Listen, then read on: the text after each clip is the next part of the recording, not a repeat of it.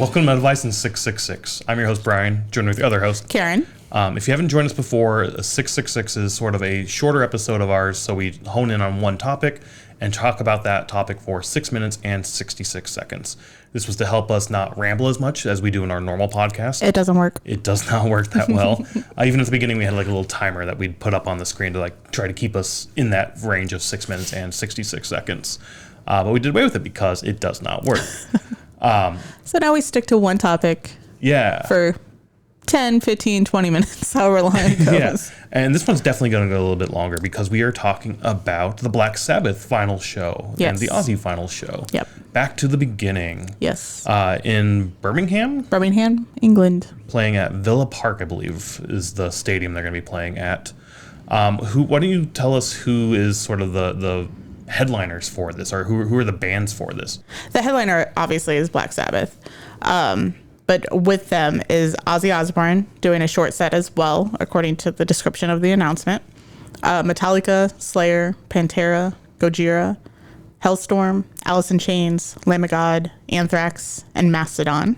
Yeah, and then there's like a little section under that basically says like additional performances by, and there's a bunch of artists as well. Like Billy Corgan's there, David Draymond, Duff McKinnon.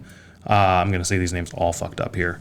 Fred Durst, Lizzie Hale, Jack E. Lee, Jonathan Davis, KK Downing, Mike Bordlin from Faith No More.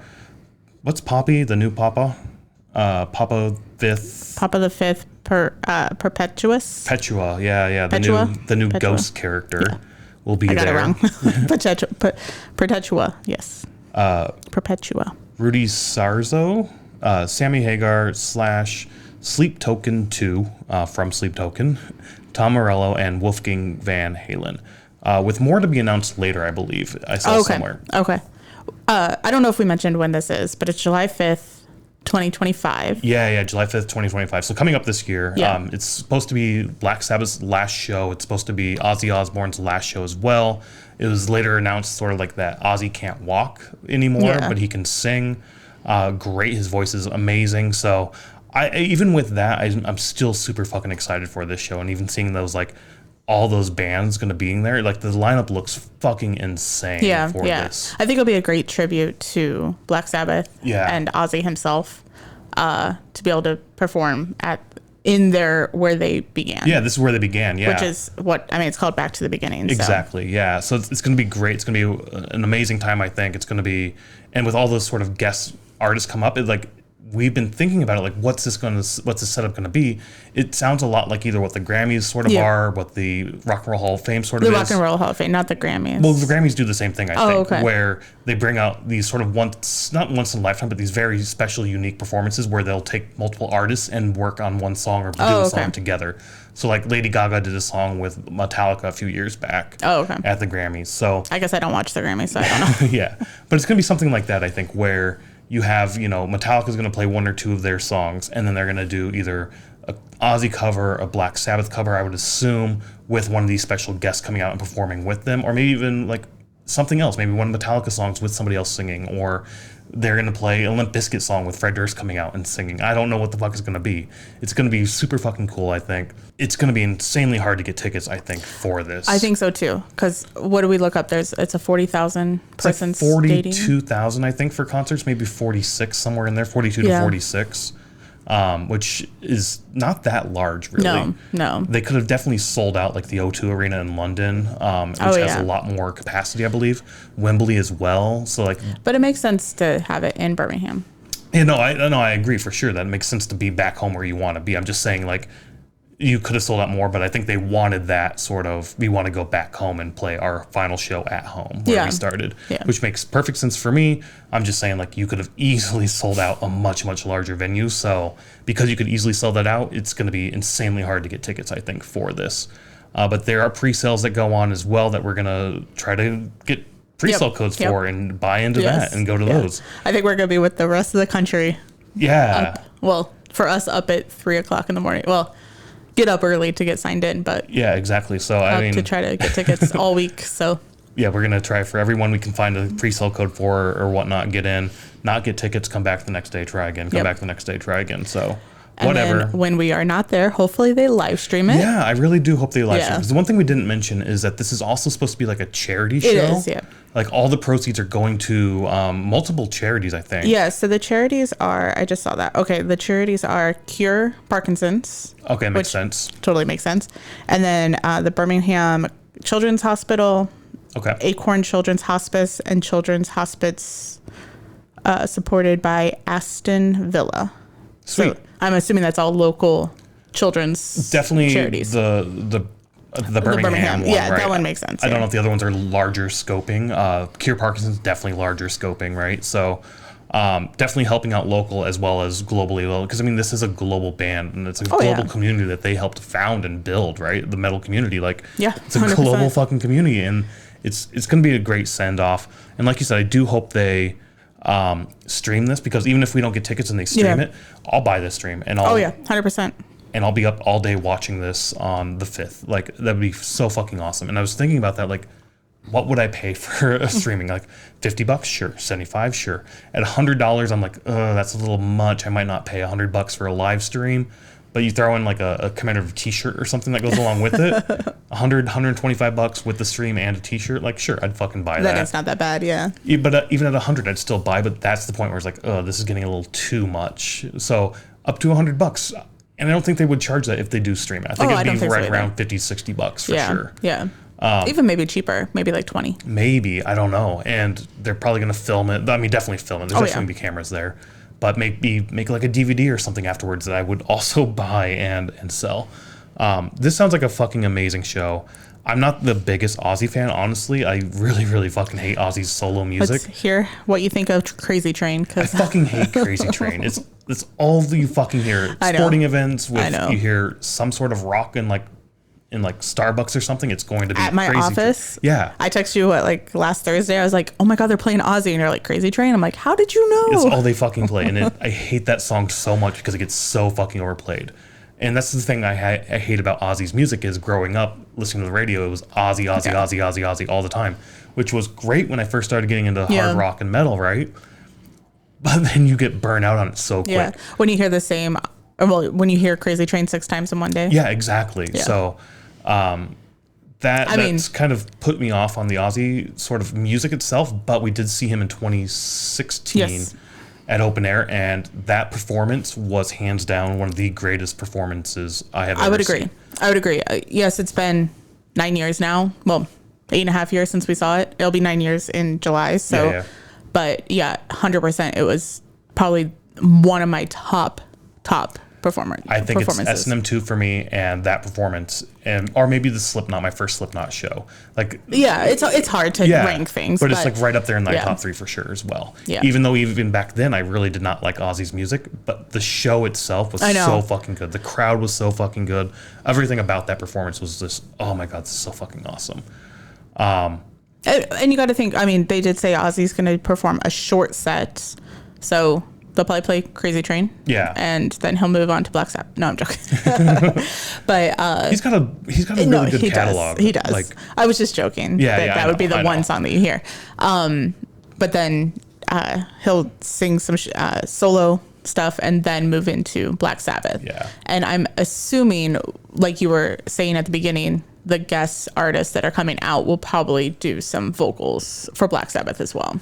Yeah, I think so too. I'm really interested to see who else they announce, because there's no Megadeth. You have 3 of the big 4 without Megadeth, so no Dave Mustaine. Like, it's like, is he going to be a special guest? Is he going to be announced later on? What the fuck's going on there?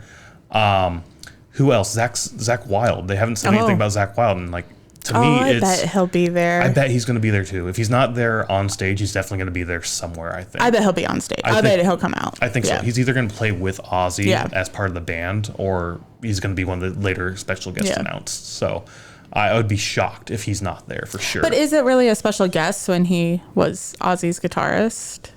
I don't know. Saying Ozzy Osbourne just implies that Zach Wilde's going to be there. Well, he's not with the band anymore, I don't think. I know, but so I'm just saying, like, could it be implied? It could. I don't know. Yeah, for sure. So I don't know. I'm super excited about this. The tickets, what I've seen leaked a little bit, or what people are saying on like forums and whatnot, don't seem all that bad either. No, when you think of just a ticket price, it's not that bad. Not compared to like a Taylor Swift ticket or some shit like that. I think the Gold Circle not VIP, the Gold Circle pit was like $600 US, I think. So like that's not that bad for a pit ticket. And it's an all-day thing. Like, I think an all-day thing. It's on Live Nation, right? If you go to Live Nation UK, it says that it starts at 12.